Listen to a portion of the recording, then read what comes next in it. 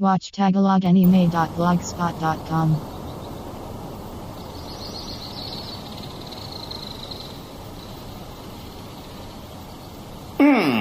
Puro tungkol sa buwan lang din ang pinag-uusapan pati sa Amerika. Sana meron pa mas nakakatuwang balita kaysa rito. Araw-araw bago magsimula ang klase, lagi siyang nakikita nagpapahinga sa likod ng school. Habang may iniinom at nagbabasa ng diaryong nakuha niya mula sa Hawaii sa bilis na Mach 20. Gaya nga to nung na-report mo. Thank you, Nagisa. Good luck sa gagawin mo, Sugino. Oo, makukuha akong 10 bilyong yen.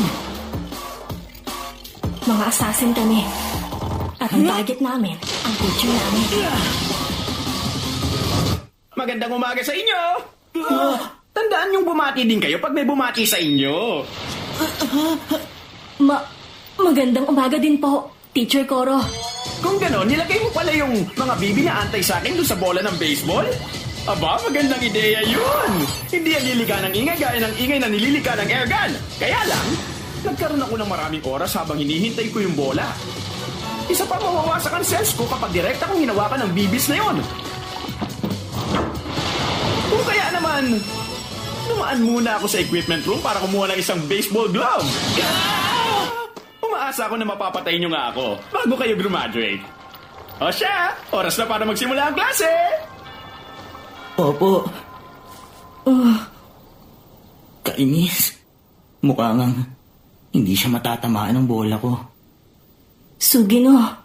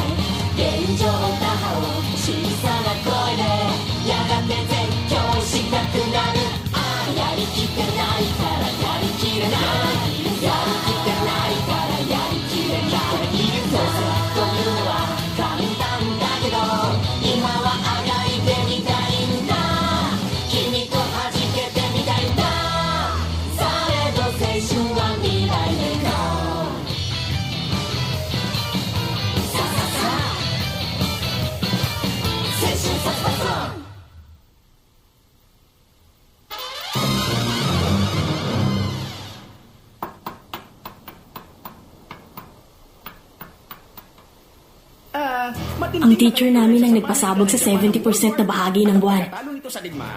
Sa darating na March, sinasabi niya ang Earth naman ang pasasabugin niya. Hindi namin alam ang dahilan niya at ayaw din niyang sabihin. Pero gusto ng nilalang na to na maging guro namin. Binigyan kami ng mahalagang misyon ng Ministry of Defense. Bago dumating ang susunod na March, kailangan namin mapatay ang teacher na yan. At ang kapalit nun, 10 billion yen. Teka lang, Nagisa. Sabihin mo, pumalpak pa yung assassination attempt ni Sugino? Oo, at simula nga nun, naging malungkot na siya. Hindi naman niya dapat ikalungkot yan eh. Kasi wala pa namang nagtatagumpay na isa sa atin. Koro-senai, o hindi mapapatay. Kaya tinawag namin siyang Teacher Koro. Huh? Sugaya! Halos kamukha, pero sa totoong buhay, mas maganda pa ang itsura ko kaysa rito. Anong mas maganda? Makinig kayo lahat, class. May importanteng bagay lang akong aasikasuhin, kaya mauuna na ako sa inyo. Importante? Oo, manonood ako ng baseball game sa New York. Ay, Ay, umalis na naman siya. Pambihira. Ano ba talaga kasing problema niya? Mas maganda sana kung bibigyan tayong lahat ng mga pasalubong ni Teacher Cora pagbalik niya dito sa Japan. Sino bang may gusto ng pasalubong mula sa assassination target nila? Eh di dapat pala bagay na lang na pwedeng kainin. Para hindi pwedeng itago at maalala. Kakaiba talaga yung pagiging realistic mo. Ano pa sa lubong ang makukuha niya sa New York? Inuming nakakalasing? Hindi pwede sa atin yun. Sabi na mas maganda talaga kung pagkain na lang. O kaya isang magandang blonde na babae. Oo nga, no? Blondie. Sir Karasuma. Kumusta na? May naisip na ba kayo ideya kung paano siya i-assassinate? Naisip na ideya?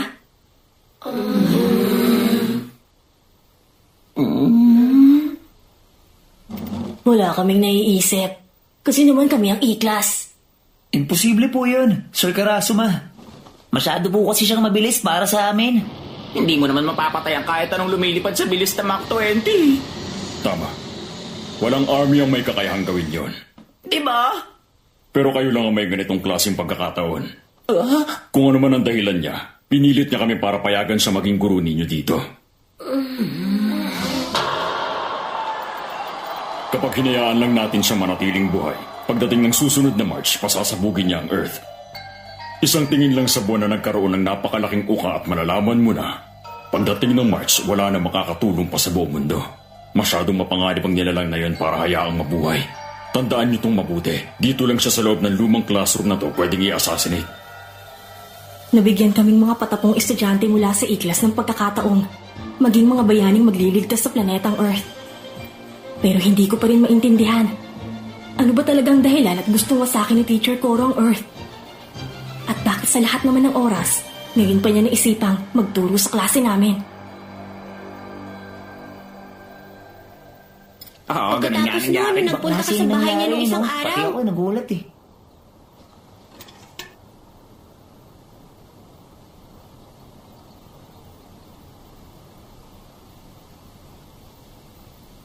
Watch So, ginawa ito. Tapos ko nalinisin to. blogspot.com.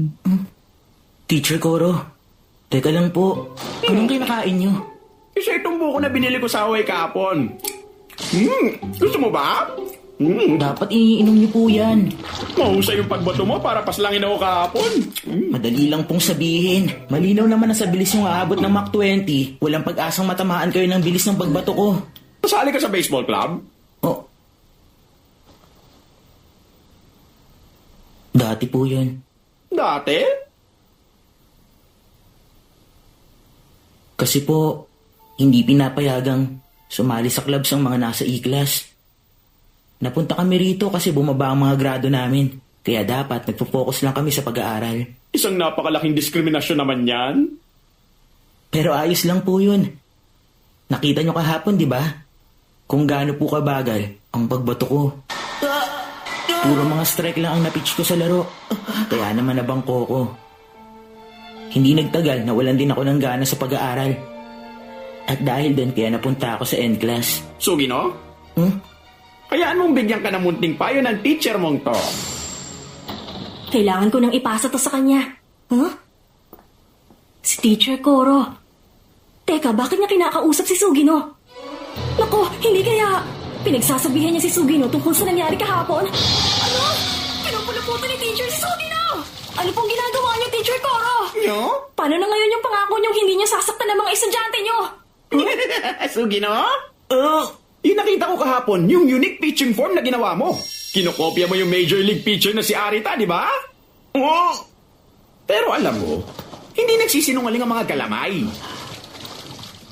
Kumpara sa mga muscle ni Arita, wala sa tamang forma ang mga muscle sa balikat mo. Ano pong ibig sabihin nun? Sa ganyang katawan mo, hindi mo magagawang i-pitch ang super fastballs niya. Hindi yun mangyayari kahit gaano mo pagayahin ang bawat forma niya. Teka! Paano? Paano po kayo nakakasiguro na hindi nga yun kayang gawin ni Sugino? Nagisa. Dahil ba mga patapon kami? Dahil po ba kami ang end class? Kaya naman bakit pa namin susubukan? Yun ba yun? Paano nga ba? Paano ko nga ba nalaman na imposible yun? Kasi chinek ko mismo kahapon yung katawan niya! Huwag mo na lang sabihin kung paano mo bastos ng ginawa mo. Humingi ka pa ng autograph. Paano siya hindi magagalit doon? Sabi na hindi ako ng autograph. Ganun ba? Sabi ko na nga ba, wala akong talentong gaya ng sa kanya. Sa kabilang banda, nakikita ko mas flexible ang mga siko at pulso mo kaysa kay Arita. Mag-ensayo ka mabuti at pwede mo siyang mahigitan balang araw. Hindi nagkakamali ang mga galamay na to na kaya magkumpara gamit ang panghihimas. Hindi lang naman iisang klase ng talento.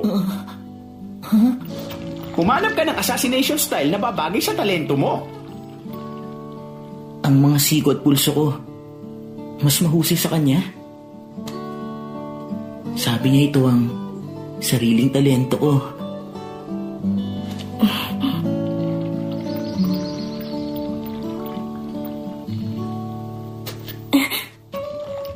Teacher Goro! Nyo? Hindi kaya kayo nagpunta sa New York kasi gusto niyong bigyan ng advice si Sugino? Siyempre naman. Ako ang teacher niya eh.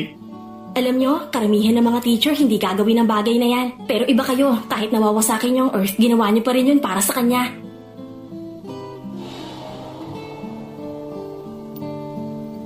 Nagisa, alam mo kasi, naging guro niyo ko para tuparin ang pangakong binitawan ko sa isang tao. Huh? Totoong wawasakin ko nga ang Earth. Pero bago mangyari yun, magiging guro niyo muna ako. Mas mahalaga pa kaysa sa pagkawasak ng Earth ang turuan at seryosohin kayong mga bata. Teacher Koro. Huwag po kayo magsulat ng weirdong extra credit sa likod ng page. Alam kong ipinagyayabang nyo lang ang bilis nyo sa pag-check pero Parang bonus lang yan. Akala ko matutuwa ka. mas mukha po tong parusa kaysa bonus. Sige, hindi na nga bali. Inaasa ko na seryosohin yung mga estudyante ang assassination na to. Kahit na, ang totoo, kahit anong gawin nyo, hindi kayo magtatagumpay.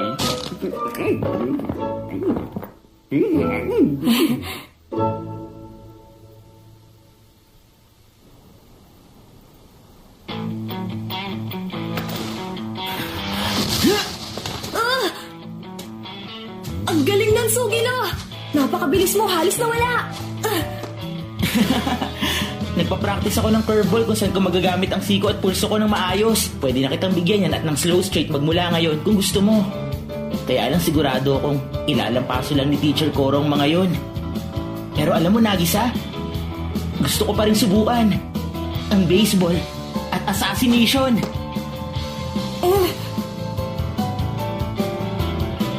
Ang teacher namin, merong ultra high speed at multifactional tentacles. Sa tingin ko, hindi namin siya kayang patayin. Pero, Uy, Teacher Koro! Pwede ka bang lumabas? Gusto ko nang subukan i-assassinate!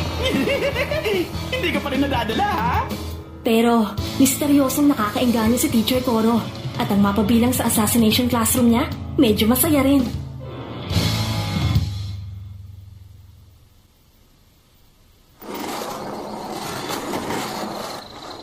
Dali, ayun siya.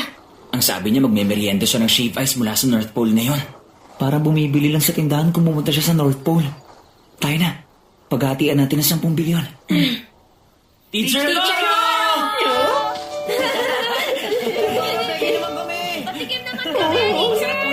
Pinuksan na rin nila mga puso nila sa akin. Hindi pa nila ako ngayon. Nakakatawa ka mga batang to.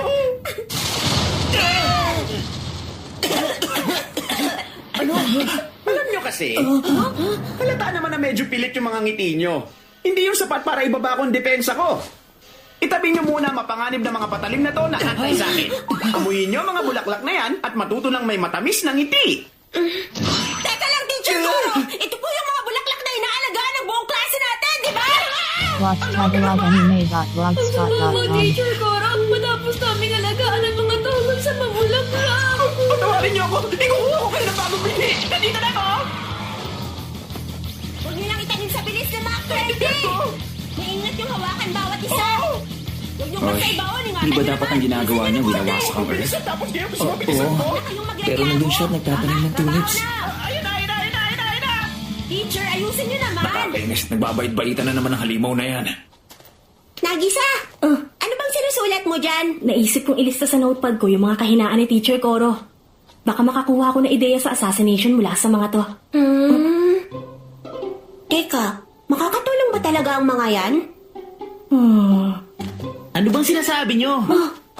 Malay nyo, baka pwede makatulong ang mga to. Height, mga 3 metro pag nakatayo siya. Special moves, supersonic speed cruising. Ano to? Kung ganon, hindi nga makakatulong yan. Oo, hindi pa sa ngayon. Mga assassin kami. Ang Class 3E ng Kunigigaoka Junior High School, ang assassination classroom. At ang ibang mga estudyante naman, ang elite members ng prestihiyosong prep school na to. Sa palagay ko, kinausap na kayo ng Ministry of Defense. Pero simula bukas, sasali na rin ako sa E-Class bilang ang bagong PE teacher ng mga estudyante. Siyempre, trabaho ko rin ang bantayan siya doon. Pero kakailanganin din ng mga bata ang suportang technical at mental galing sa akin. Meron po akong certificate sa pagtuturo, kaya huwag kayong mag-alala. Sige, gawin mo. Tandaan mo lang na ang edukasyon at kaligtasan nila ang dapat unahin. Kung ganon, sige, aalis na kami.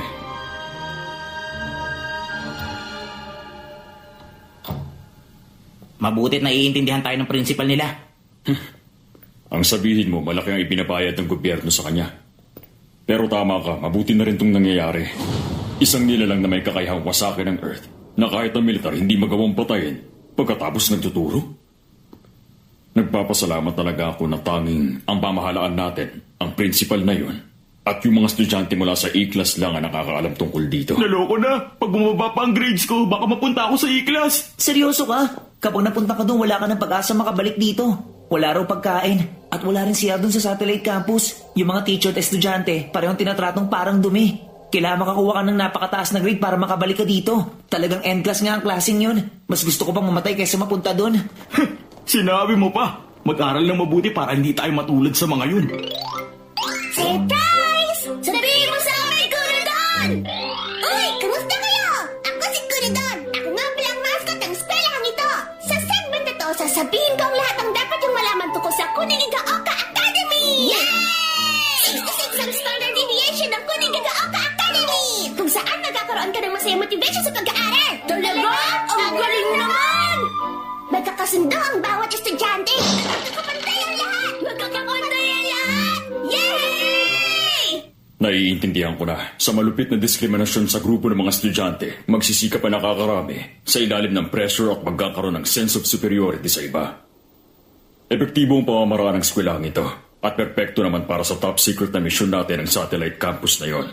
Isa pa mukhang naghihintay lang na mapagbubuntungan ng mga estudyanteng nasa E-Class. Hoy!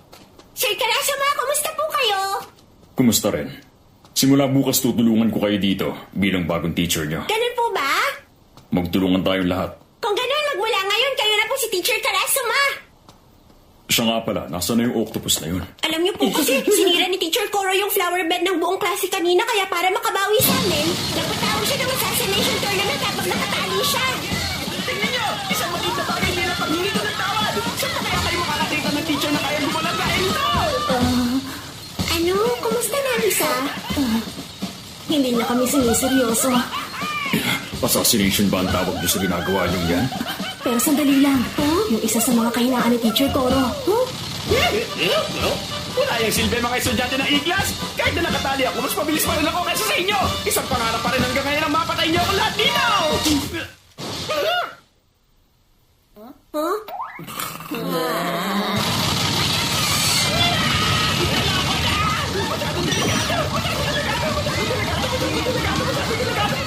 Mukha naman palang magagamit natin yung notes mo. Oo.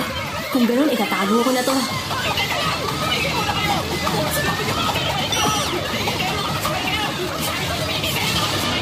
Nakakainis! Nakatakot siya! Hindi kayo makakapanig dito sa taas dahil kulang kayo sa basic skills para gawin yun! At mga talunan! Sayang kung di na natin siya mahuli!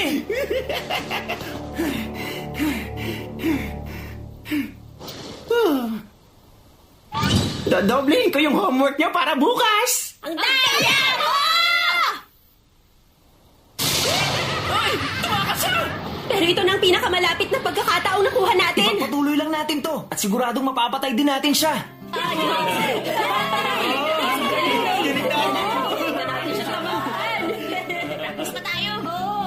Mga batang nasa junior high na masayang pinag-uusapan ng tungkol sa assassination? Kahit sa mo tignan kakaibang lugar nga to. Nagisa, mapapatay kaya natin siya? Magagawa natin yon. Dahil kung hindi, hindi natin siya mahaharap bilang teacher natin. Kaya lang talagang kakaiba kung paano ang mga batang nasa E-class kasama ang target nila na nagtuturo sa kanila. Ganito ang gagawin natin. Ang pinakamasasayang estudyante sa eskwelahan ito.